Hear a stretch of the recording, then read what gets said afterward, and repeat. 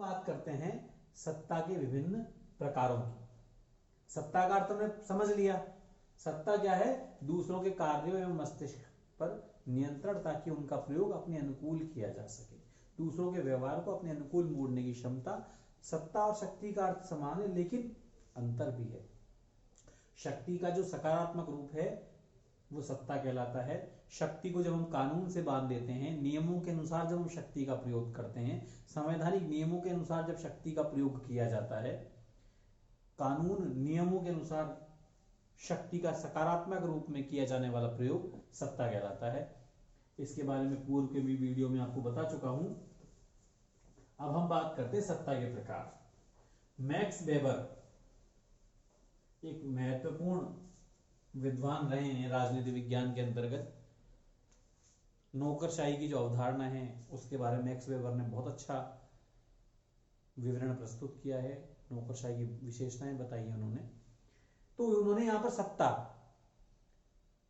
के बारे में भी अपने विचार दिए हैं। उन्होंने सत्ता के 3 प्रकार बताए हैं। सत्ता पालन के जो आधार है, किन आधारों पर लोग सत्ता जो आदेश दे रही है उनका वो पालन करते हैं। सत्ता पालन के आधार, सत्ता पालन के आधार।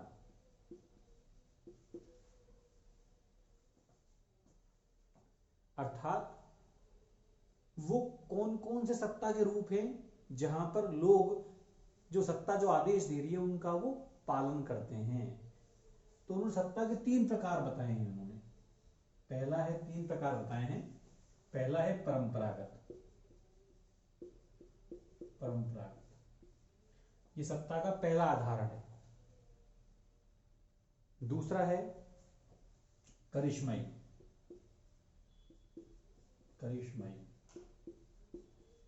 या चमत्कारिक।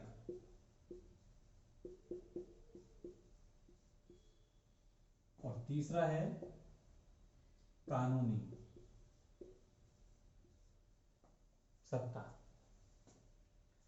इसे वैधानिक सत्ता भी बोला जाता है।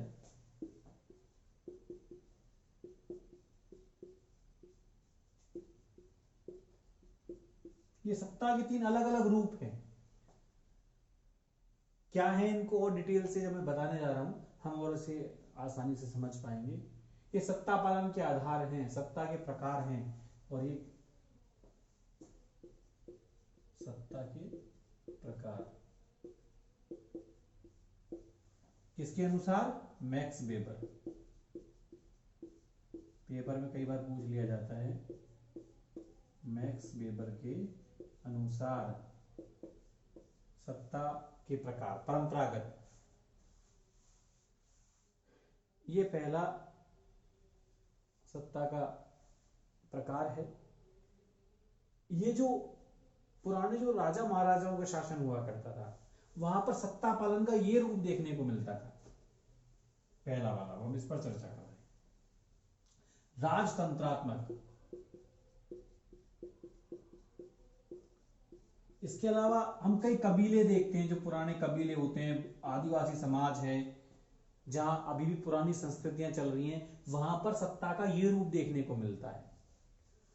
वहां क्या होता है, जो आम जन हैं, जो आम लोग हैं, ये जो अधीनस्थ है, वो अपने किसी शासक का या किसी उच्च अधिकारी का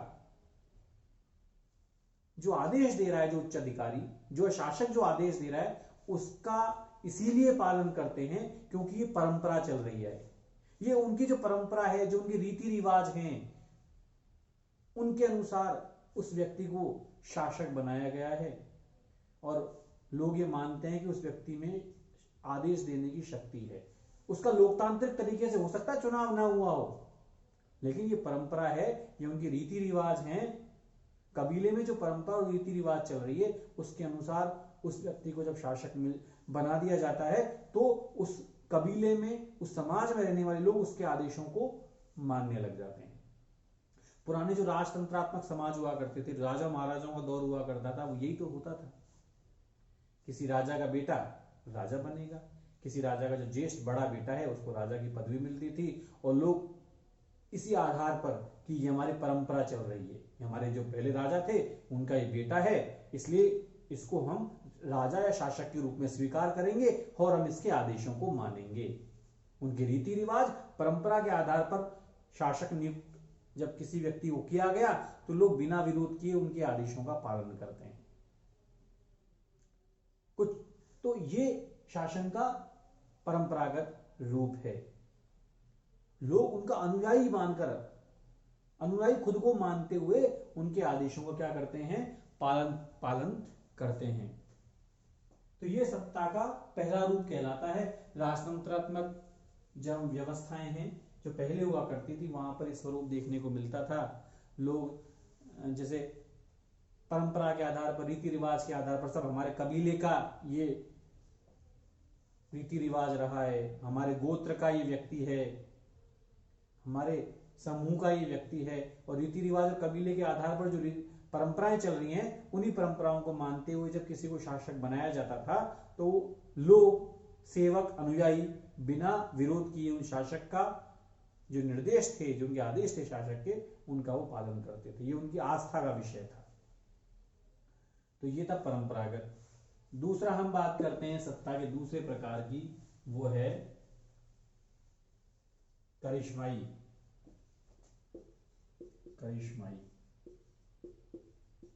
या चमत्कारिक।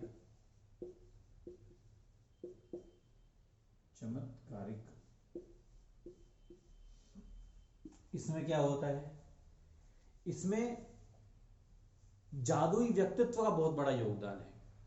इसके अंतर्गत जो अधीनस्थ हैं वो अपने वरिष्ठ अधिकारी या शासक के जो आदेश हैं उनका इसीलिए पालन करते हैं क्योंकि जो सत्ताधारी है, जो शासक है, उसका व्यक्तित्व इतना प्रभावी है, उसका जादुई व्यक्तित्व है, ताकि लोग स्वतः उसके पीछे चलने लग जाते हैं, लोग स्वतः उसके आदेशों को मानने लग जाते हैं।